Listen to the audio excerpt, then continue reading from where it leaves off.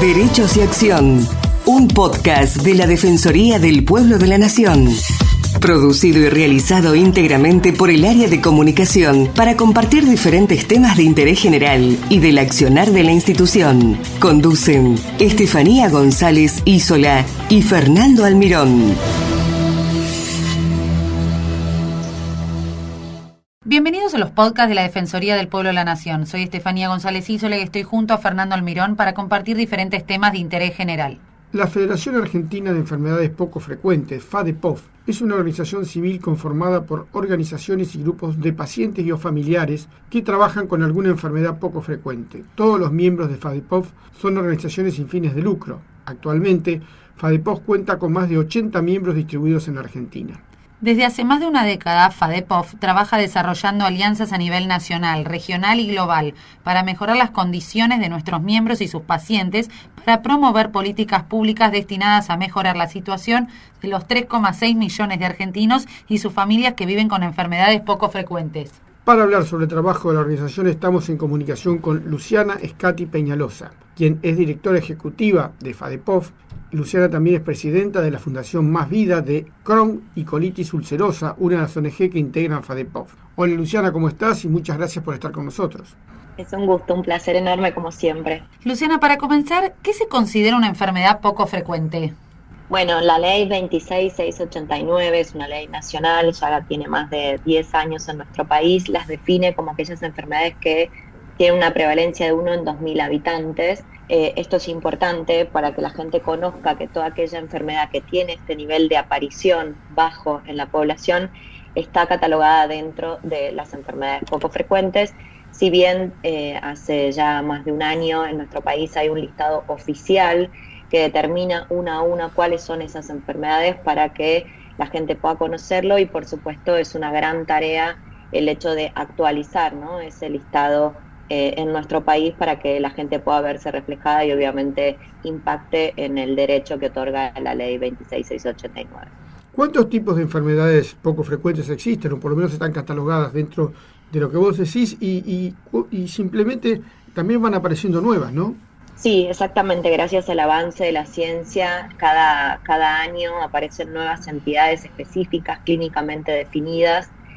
Hace tiempo atrás hablábamos que eran más de 8.000 las enfermedades que estaban dentro de este universo a nivel global. Hoy ya se está hablando de más de 10.000 enfermedades distintas, que como decíamos, ¿no?, son totalmente diversas y que pueden aparecer en la población con una muy, muy baja prevalencia. El piso, digamos, es 1 en 2.000, pero hay enfermedades que realmente tienen una prevalencia de 1 en millones de habitantes, con lo cual se cuentan a nivel global, ¿no?, de estos pacientes. Claro.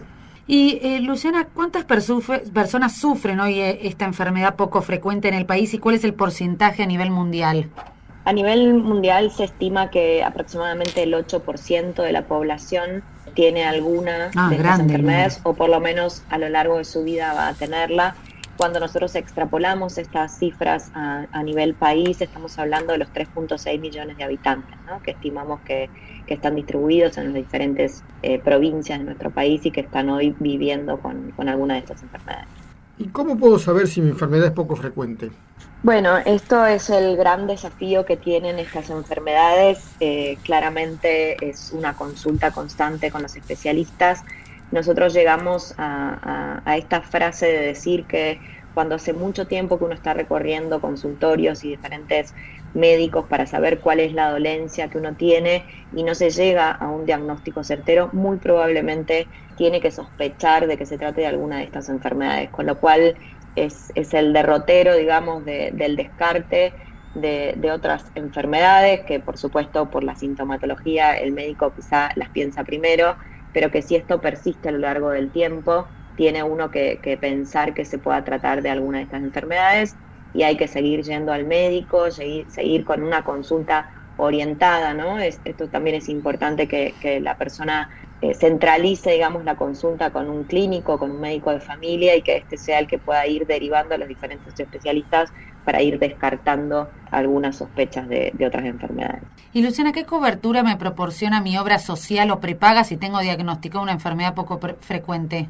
Bueno, la ley habla de una cobertura integral, todo lo que es la jurisprudencia que tenemos hace muchos años en nuestro país, de cómo uno interpreta esto, ha sido muy contundente y se habla de una cobertura al 100%. Esto obviamente es lo que sucede en la judicialización, lamentablemente en el camino administrativo, ¿no? Del día a día con las obras sociales, empresas de medicina prepaga y también el Estado.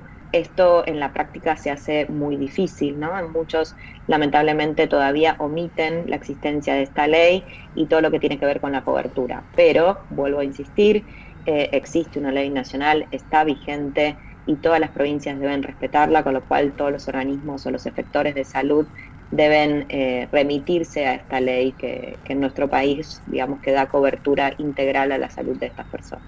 Y en este momento, ¿cuáles son los principales problemas que sufren las personas que tienen esta enfermedad en respecto, bueno, a todo, ¿no? Desde la cobertura, la atención, ¿cuáles son los principales problemas por los que está trabajando hoy FADEPOF? Sí, nosotros muy arduamente trabajamos en el día a día junto con nuestras 87 organizaciones en todo lo que tiene que ver con el acceso, ¿no? El acceso efectivo a la salud de esta población. Como decíamos, lamentablemente el camino es muy adverso, hay muchas barreras, ¿no?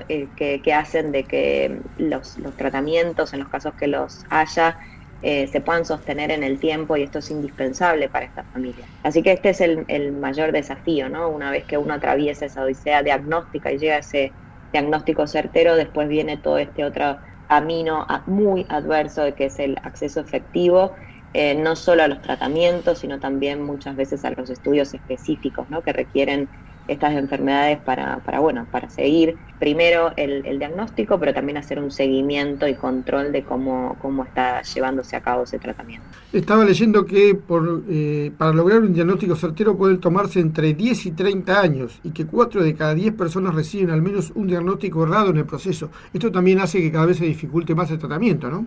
Sí, totalmente. Este es un desafío que nosotros tenemos como país, sino que es un desafío a nivel global. Por eso la importancia, ¿no? De que estas enfermedades se tengan en cuenta, se visualicen, que se haga conciencia de los profesionales de la salud, para que todo este transitar de años, que obviamente traen comorbilidades y traen muchas veces también discapacidades para la persona por el avance de la enfermedad, intentar acortar esos tiempos para que realmente la persona pueda estabilizar su condición de salud.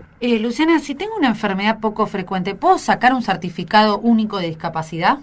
Bueno, como te decía antes, Sí. se conoce por distintos estudios que alrededor del 65% de estas enfermedades producen discapacidad, o sea que producen una limitación en la actividad y la participación de la persona a raíz de su condición de salud. Ahora, en la legislación que nosotros tenemos, y obviamente que está alineada a nivel internacional, en cuanto a la discapacidad, un certificado no se otorga por el simple hecho de un diagnóstico específico, ni por la necesidad de cobertura de tratamientos y demás. Entonces, la persona que tenga una enfermedad poco frecuente u otras enfermedades tiene que atravesar ese proceso de evaluación y determinar si realmente su condición le produce una limitación en la actividad y la participación, y en ese caso debe certificarse. ¿Y se realizan estudios genéticos en nuestro país que permitan diagnosticar una enfermedad poco frecuente? Bueno, sabemos que ciertos estudios sí se realizan. Lamentablemente no hay un mapeo de cuáles son esos centros que actualmente lo están brindando y cuáles son los estudios específicos que cada uno brinda. Ese es un desafío y es una propuesta que ya hace mucho tiempo desde la Federación presentamos al Ministerio de Salud de la Nación. Tener un mapa de los recursos especializados de los cuales disponemos para que más rápidamente la gente pueda acceder. Así que hoy, si bien algunos estudios se hacen, no podemos con certeza determinar cuáles y para qué condiciones. Luciana, contanos un poco tu historia personal. ¿Cómo te involucras en el trabajo de FADEPOF, por supuesto? Y cómo llevan ese trabajo desde la Federación, ¿no? Con toda esta gente. Bueno, mi historia personal, yo tengo a mi hija mayor con una enfermedad que cuando fue diagnosticada no conocía de qué se trataba.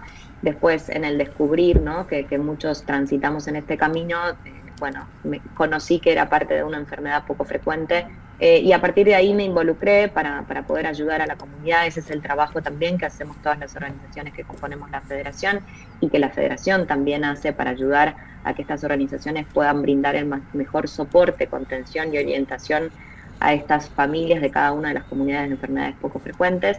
Así que con la convicción y la experiencia en primera persona de uno conocer todo lo que implica, ¿no?